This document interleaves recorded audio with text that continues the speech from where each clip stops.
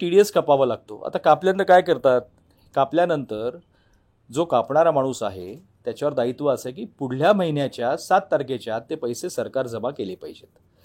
त्याची चलनं असतात, ते तिथे जाऊन ते चलनं ऑनलाईन भरतात आणि तो टॅक्स सरकारकडे जमा होतो. पण टॅक्स सरकारकडे जमा होऊन विषय संपतो का, तर विषय संपत नाही. दर 3 महिन्यानंतर त्याने जो सरकारकडे टॅक्स जमा केला आहे त्याचा एक परतावा त्याला भरावा लागेल, रिटर्न भरावा लागतो. TDS रिटर्न ज्याला आम्ही म्हणतो. हा TDS रिटर्न दर 3 महिन्यांनी भरावा लागतो.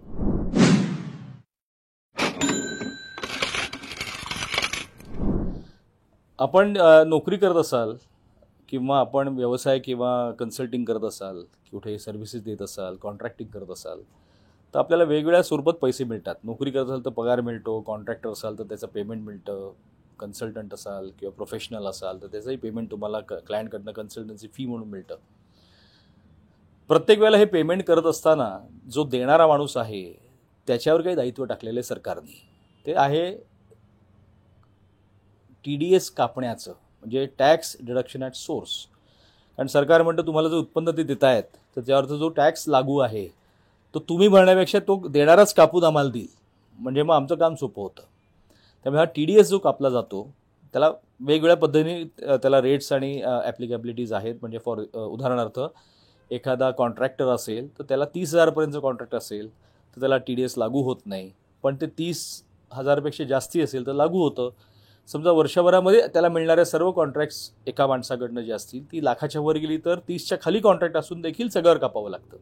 वेगळे नियम आहेत, या नियमात काही जात नाही कारण ते कॉम्प्लिकेटेड आहेत, परंतु TDS कापावा लागतो. आता कापल्यानंतर काय करतात, कापल्यानंतर जो कापणारा माणूस आहे त्याच्यावर दायित्व असं आहे की पुढल्या महिन्याच्या 7 तारखेच्या आत ते पैसे सरकार जमा केले पाहिजेत. त्याची चलनं असतात, ते तिथे जाऊन ते चलनं ऑनलाईन भरतात आणि तो टॅक्स सरकारकडे जमा होतो. पण टॅक्स सरकारकडे जमा होऊन विषय संपतो का, तर विषय संपत नाही. दर 3 महिन्यानंतर त्याने जो सरकारकडे टॅक्स जमा केला आहे त्याचा एक परतावा त्याला भरावा लागेल, रिटर्न भरावा लागतो. TDS रिटर्न ज्याला आम्ही म्हणतो. हा TDS रिटर्न दर 3 महिन्यांनी भरावा लागतो. क्वार्टर संपला की त्या पुढच्या महिन्याच्या शेवटच्या तारखेपर्यंत हा रिटर्न भरायचा असतो. मग त्या रिटर्नमध्ये काय असतं, तर बाबा ज्या ज्या लोकांचे असे पैसे कापले आहेत त्या सर्व लोकांची नावं, पॅन नंबर, पत्ते, प्रत्येकाला एकूण किती रक्कम दिली, त्यातनं TDS किती कापला आणि भरला किती, ही सगळी माहिती ह्या TDS रिटर्नमध्ये असते. मग ते झाल्यानंतर तो TDS रिटर्न एकदा फाईल केला त्यांनी ऑनलाईन पद्धतीने, एक 5 ते 7 दिवसामध्ये प्रत्येक व्यक्ती ज्याच्या नावावर तो ज्याच्या पॅनवरती तो TDS जमा व्हायला पाहिजे तो जमा होतो. आणि मग तुम्हाला टॅक्स कापणारी व्यक्ती एक फॉर्म देते. जे नोकरदार आहेत त्यांना वर्षातून एकदाच तो फॉर्म मिळतो, साधारण जूनच्या पहिल्या आठवड्यामध्ये. परंतु जे बिगर नोकरदार आहेत, जे कॉन्ट्रॅक्टर आहेत, डॉक्टर्स आहेत, ज्यांना कमिशनचं उत्पन्न आहे, ज्यांना व्याजाचं उत्पन्न आहे, इव्हन बँकासुद्धा कापतात TDS इंटरेस्टवरती, त्यांना दर 3 महिन्यांनी हे फॉर्म द्यावे लागतात. ज्याला 16A असं नाव दिलं आहे.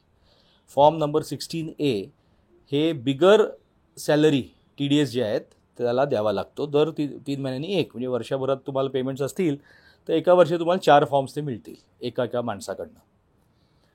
आता एवढे फॉर्म जमवून ठेवायचे, मग ते सांभाळायचे, जोखीम आहे का, तर आता ते फार सोपं केलं आहे. पुढे वर्ष संपलं की तुम्हाला तुमचा एकच फॉर्म पण बघता येतो, मिळतो, जो तुमच्या स्वतःच्या इन्कम टॅक्सच्या लॉग इनमधनं तुम्हाला काढता येतो. त्याचं नाव आहे फॉर्म 26AS. हा जो फॉर्म आहे या फॉर्ममध्ये वर्षभरामध्ये सर्व व्यक्तींनी ज्यांनी तुम्हाला पैसे दिलेत आणि ते देताना तुमचे TDS कापलेत अशा सर्व लोकांचा एकत्रित अहवाल हा त्या फॉर्म 26AS मध्ये येतो. सो तुम्हाला तिथे एका ठिकाणी दिसून येतं की मला या वर्षामध्ये कोणाकोणाकडनं किती उत्पन्न मिळालं आहे आणि त्यावर त्या व्यक्तीने किती टॅक्स कापलेला आहे, हा 26AS मध्ये दिसतो. अर्थात जे नोकरदार आहेत त्यांचासुद्धा जो TDS त्यांच्या एम्प्लॉयरनी म्हणजे मालकानी भरला असेल तोही त्या 26AS मध्ये दिसतो. आता तुम्ही जेव्हा स्वतःचा कर परतावा म्हणजे इन्कम टॅक्स रिटर्न वर्षातनं एकदा भरता त्यावेळेला हा 26AS मधला जो डेटा आहे, जी माहिती आहे ती उपयोगी पडते. एकूण तुमचं समजा उत्पन्न आहे एक 10 लाख रुपये, ज्याच्यावरती तुम्ही थोडासा ॲडव्हान्स टॅक्स देखील भरला आहे, थोडा TDS आहे आणि समजा त्याचा जो टॅक्स ॲप्लिकेबल आहे तो आहे समजा 1,12,500 आणि त्या जागी तुम्ही समजा 1,25,000 भरलेले दिसत आहेत जे TDS आणि ॲडव्हान्स टॅक्स मिळून, तर वरती 12,500 जास्ती भरलेत. मग तुम्ही जेव्हा रिटर्न भरता तुमचा योग्य तारखेला जर रिटर्न भरलात तर तुम्हाला 12,500 रुपये परत येणं तुमच्या रिटर्नमध्ये दिसतं. कारण जे जास्ती भरले ते परत मिळाले पाहिजेत. सरकार काही ठेवून घेत नाही, तुम्हाला परत देतं. पूर्वी हे TDS हे इन्कम टॅक्स रिटर्न्स मिळायला खूप वेळ लागायचा. म्हणजे मला आठवतं आहे 6-6, 8-8 महिने, वर्ष देखील लागायचं. पण गेल्या 7-8 वर्षामध्ये जी रचना इन्कम टॅक्स खात्याने बदलली आहे, संपूर्ण ऑनलाईन पद्धतीने आता हे काम केलं जातं. रिटर्नसुद्धा ऑनलाईन भरला जातो, त्याचं प्रोसेसिंगसुद्धा ऑनलाईन होतं. आणि त्यामुळे यावर्षीचे अनुभव आमचे असेल, अक्षरशः आज संध्याकाळी 6 वाजता रिटर्न भरला तर दुसऱ्या दिवशी सकाळी 3 किंवा 4 वाजता त्याचा रिफंड जमा पण झाला आहे बँक खात्यामध्ये.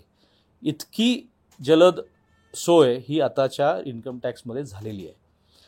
त्यासाठी वेगळं काही करायला लागतं का? रिफंड मिळाला तर वेगळं काही करायला लागत नाही. तुम्ही रिटर्न भरलात त्याच्यातच तो जो रिफंड ड्यू असतो तुम्हाला, तो देय असतो, त्याची प्रोसेसिंग होते. सर्व तुम्ही टाकलेलं इन्फॉर्मेशन बरोबर असेल तर आहे तसं त्याचं प्रोसेसिंग पूर्ण होऊन त्याची एक इंटिमेशन तयार होते. इंटिमेशन म्हणजे काय? ती ऑर्डर नसते पण इंटिमेशन असते. म्हणजे एक तुम्हाला सूचना मिळते की तुमचा रिटर्न ॲक्सेप्ट झाला आहे तसा आम्ही रेकॉर्डवर घेतला आहे आणि त्याच्यामधून तुम्हाला इतका रिफंड ड्यू होतो आहे. त्यानंतर तो रिफंड जो ड्यू झालेला असतो तो तिथून पेमेंट बँकर म्हणजे state bank of India he payment banker income टॅक्सची पेमेंट बँकरकडे पाठवला जातो आणि पेमेंट बँकरकडनं थेट तुमच्या खात्यात जमा होतो.